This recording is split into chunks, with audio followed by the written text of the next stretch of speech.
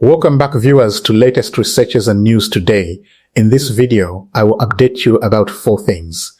Firstly, the Simdo alliance between Tigray and Eritrea, what it really is, and why it matters more than anyone admits. And secondly, why Tigray's resistance needs to rebuild outside its borders, and why that is a legitimate response to drone warfare and intelligence leaks. And after that, the roots.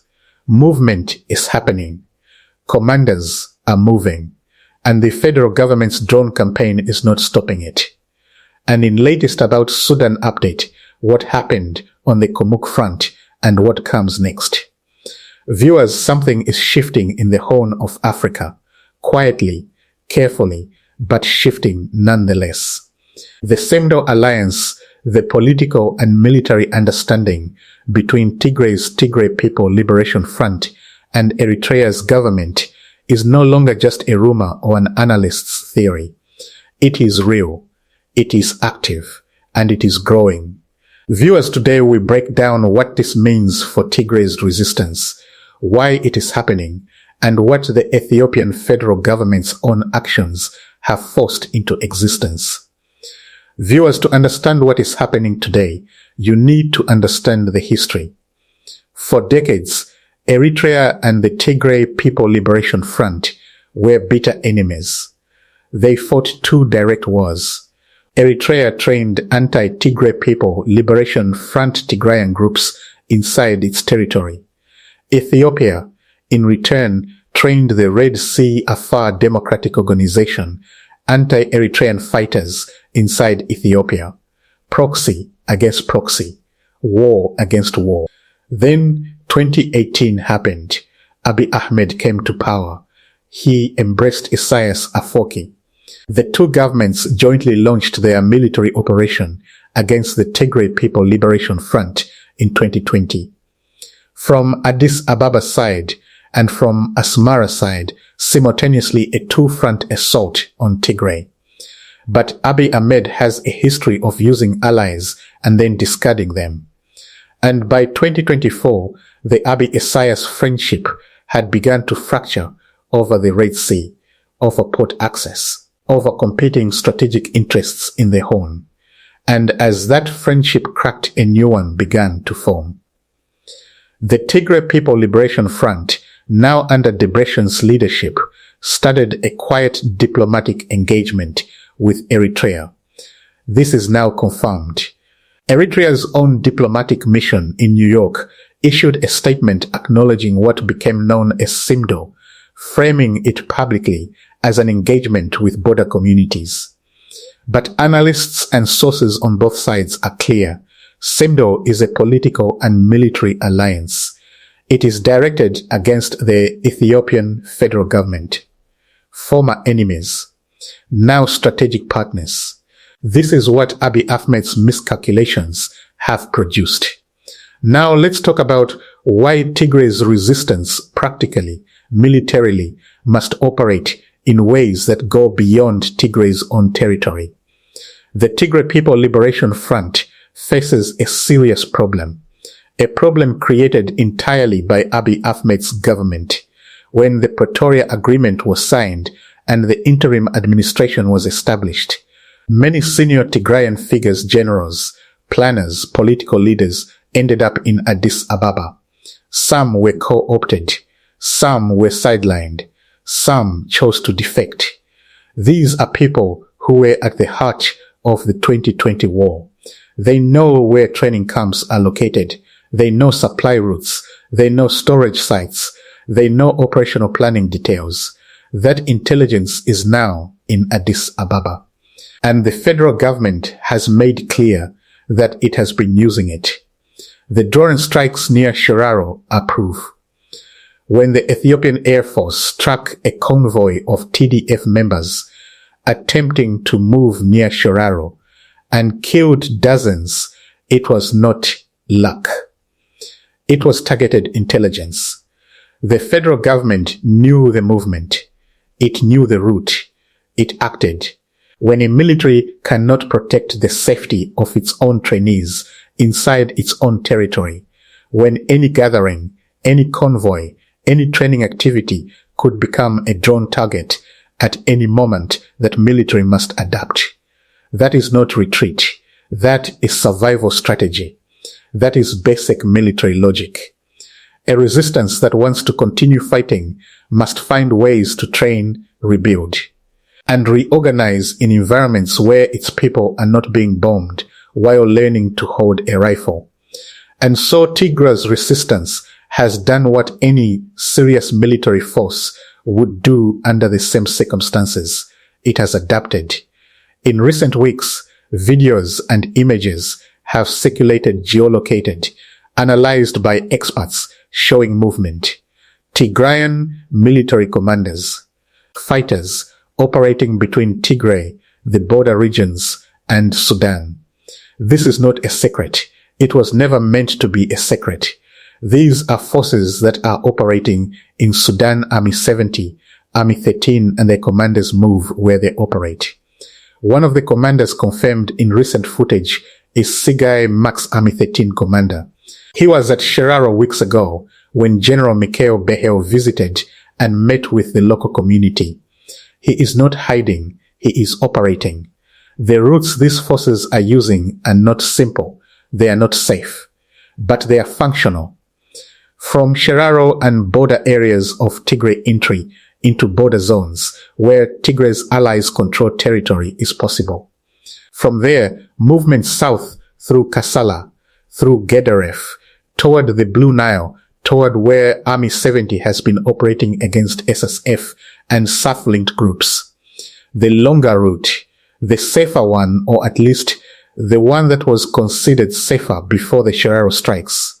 There is also a shorter route through Hajar, by boat across the river from Sudan. A faster crossing, but a riskier one. Vulnerable open water, no cover. Here is the honest military reality. No route is fully safe right now. Ethiopian drone coverage is active. Intelligence is being shared.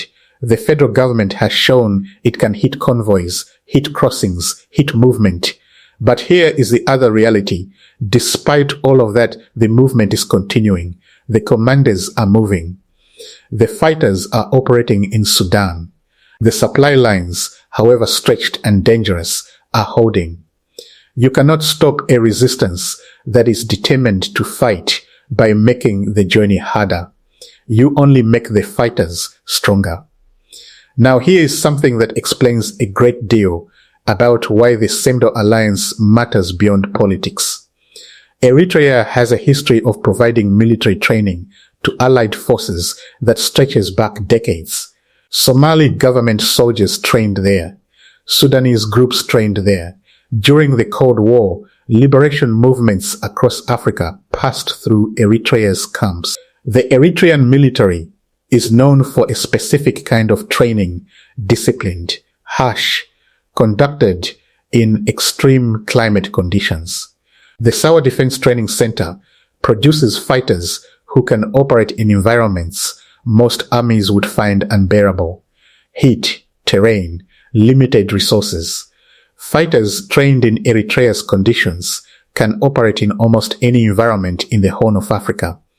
Now what we know from sources and analysis is this. The Tigray-Eritrea military cooperation under Semdo is not ceremonial. It is practical. There are Tigrayan fighters in the border areas, operating, training, preparing. Some families in Tigray whose sons were conscripted report not knowing the exact locations of their children. They are told they are at training centers. The exact location is not given. We will not identify specific locations. We will not put any fighter's life at risk by specifying where. What we will say is this. The resistance is rebuilding. It is not doing so inside Tigray's borders alone. And the Ethiopian federal government, despite its drone campaign, despite its intelligence network, despite its economic blockade, cannot reach everywhere. Eritrea is sovereign territory.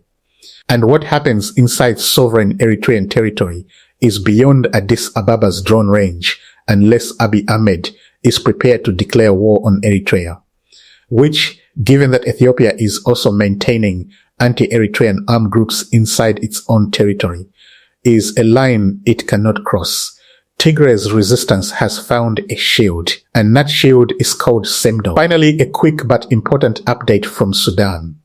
The Sudanese armed forces have achieved their immediate objectives in the Blue Nile region. The offensive from that front has been repelled. RUSF and SPLEM forces have retreated. The main bridge connecting Ethiopia with Sudan through Kurmuk has been struck and is no longer usable, cutting the key crossing point. Sudan's military has effectively neutralized the immediate threat from Ethiopian territory. It has stopped at the border as predicted. Now the question becomes, what happens next for Ethiopian opposition groups who were hoping Sudan's advance would open a major front into Benishangul Gumuz and Medikale? The honest answer is not yet.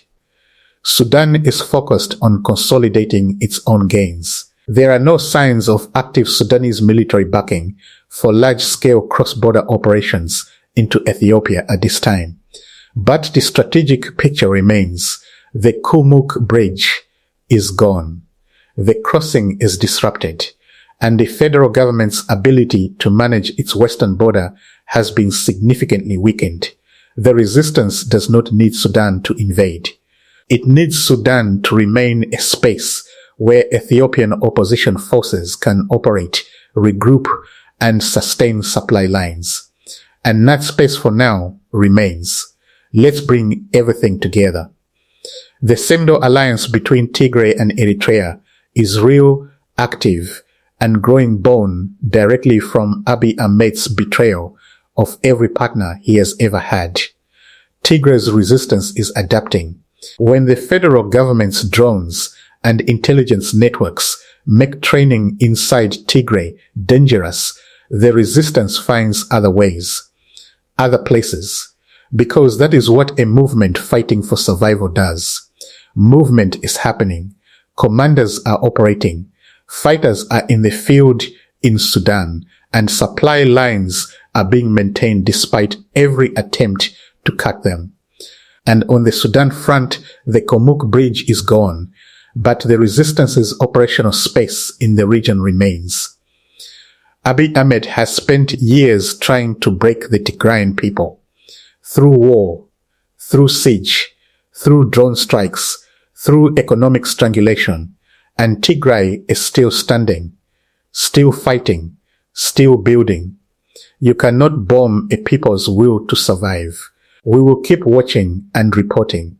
Like, share, and subscribe and ring the bell so you never miss an update.